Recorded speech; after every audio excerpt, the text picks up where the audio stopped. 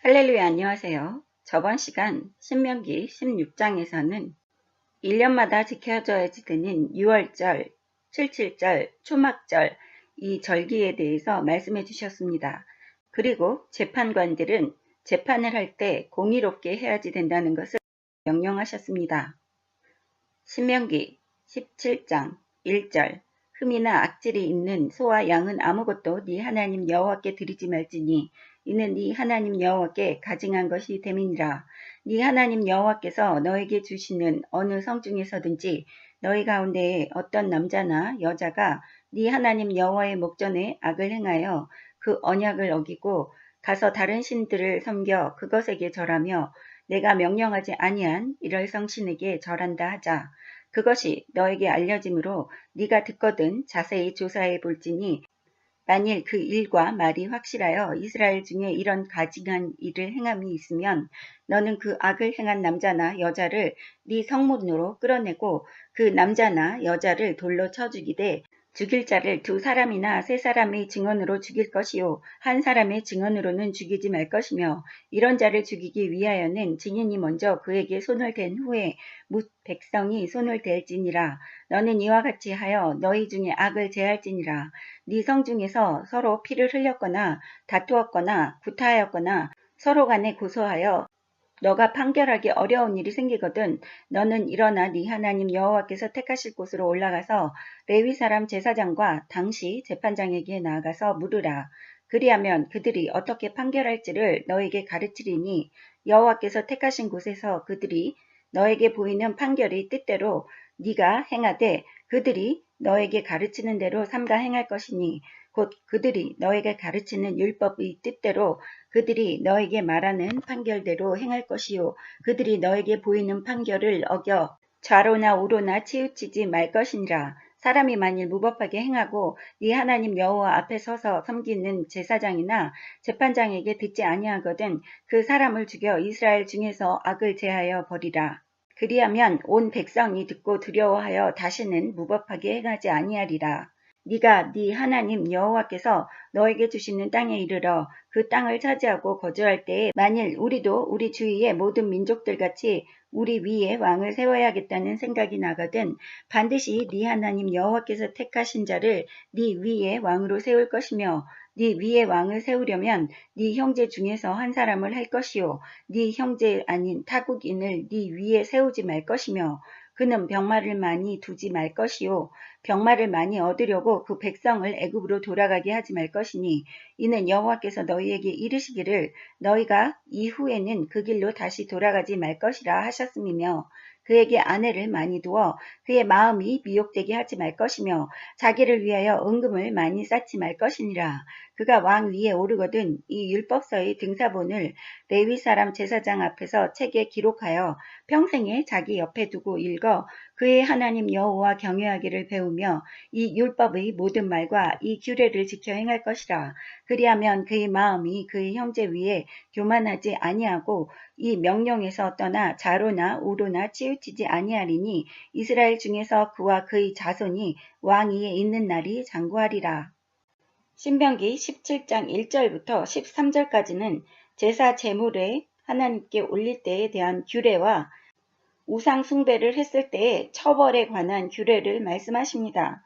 재판에 있어서 상급심을 제정하는 재판 절차에 관한 규례를 기록하고 있습니다.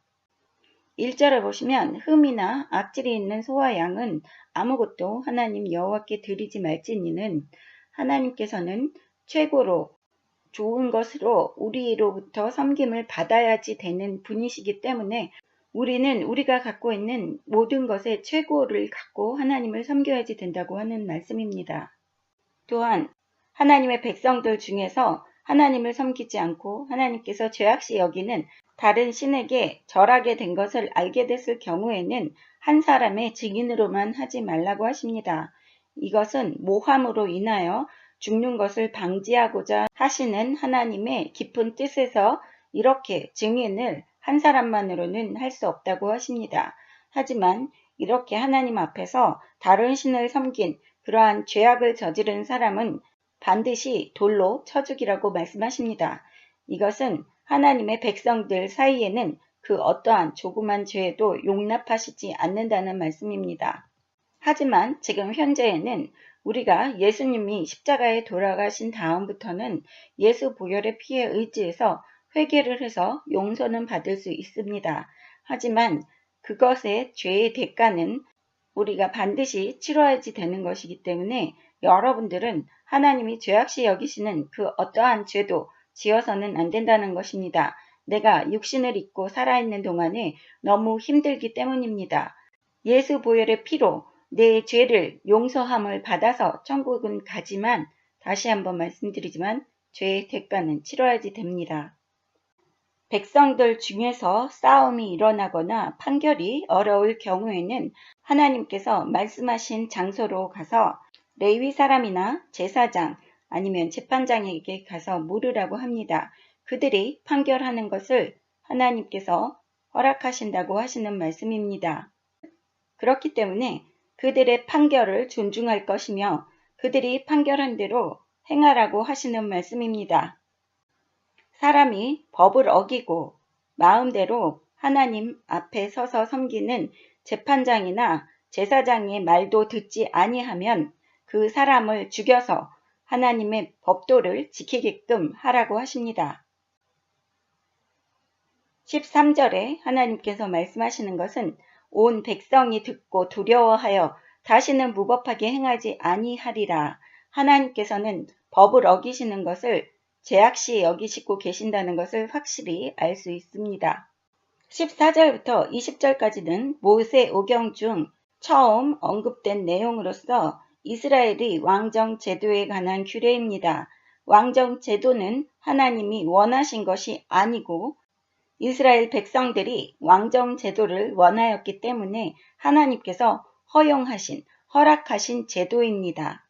그리하여 앞으로 이스라엘의 첫 왕으로서 사울 왕이 등장하는 것을 성경을 읽으실 때 보실 수 있습니다. 하나님께서는 미리 이러한 사태까지 아시고 먼저 왕에 대해서 이야기하고 계십니다. 14절 마지막 두 줄에 보시면 모든 민족들같이 우리 위에 왕을 세워야겠다는 생각이 나거든. 이스라엘 백성들이 후에 이렇게 왕을 원할 것을 먼저 아시고 하나님께서 미리 말씀하고 계시는 것을 보실 수 있습니다. 15절에 보시면 하나님께서 택하신 자를 왕으로 세울 것이라고 이야기합니다. 즉 다른 타국인은 절대로 하나님 앞에 왕으로 세울 수 없다고 하나님께서 명확하게 이야기하십니다. 또한 16절에 병마를 많이 두지 말 것이요. 병마를 많이 얻으려고 그 백성을 애굽으로 돌아가게 하지 말 것이니 이것은 병마를 둔다는 것은 군병을 의지하지 말고 오로지 하나님만 의지하라고 이야기하시는 말씀입니다. 또 애굽으로 돌아가게 하지 말 것이니는 그 길로 다시 돌아가지 말 것이라 하셨음은 하나님께서 다시 돌이켜서 죄의 길로 가지 말라고 이야기하시는 것입니다.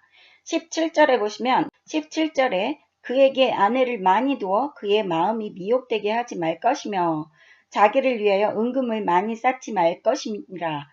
이것은 솔로몬이 자신의 첩들을 많이 두었고 1000명이나 되는 첩을 두고 그 1000명이나 되는 첩들이 사방에서 이방 신들을 와서 섬기고 급기야는 솔로몬이 사람을 죽여서 인신 제사를 지내는 일까지 행하게 되는 하나님 앞에 죄악을 범하는 일을 미리 알고 계시는 말씀입니다.